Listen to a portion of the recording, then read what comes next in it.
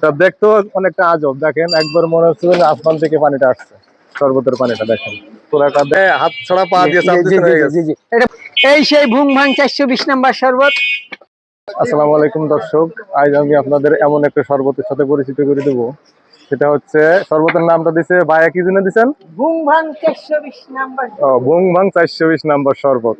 মানে এই যে এতগুলো জিনিস, এটা কি শুধু কি পানি না অন্য কিছু আছে? এখানে এটা শুধু পানি। শুধু পানি? মানে এইভাবে দেওয়ার কারণটা কি? এখানে পরিকল্পনা চলতেছে। এটা পরিকল্পনাটা কি? ভবিষ্যৎ পরিকল্পনাটা এটা 10টা আইটেম তৈরি হবে মেশিনের সাহায্যে। আমি এটা দূরে থাকবেন, অটোমেটিকলি হয়ে যাবে। আমি মাত্র এক অংশ তৈরি করেছি, তাই কি ওনার কাছে এটা আজব। তো তাইলে আমাদের একটু ভুং ভাং শরবত বানাই দেন, টেস্ট করি। জি ভাই, ঠিক আছে। এই যে লেবুটা আমি কাটলাম, এই লেবুটা আমি শুধু চাকু দিয়ে কাটবো তা নয়, চাকু দিয়ে তো কাটবোই না, এবং কি এখানে আমি কোনো হাতও ব্যবহার করব না।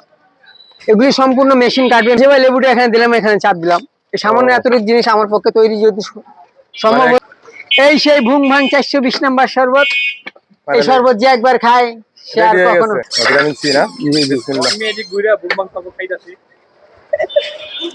মানে কি এটা কি চিনি দেন না? ভুং ভাং শরবত ভুং ভাঙের মতো না, খাবারের কোয়ালিটি ওই যে যেমন বলছে ওইটাই। ভুং ভাং বেশি একটা সুবিধা মনে হচ্ছে না। ঠিক আছে, ধন্যবাদ ধন্যবাদ।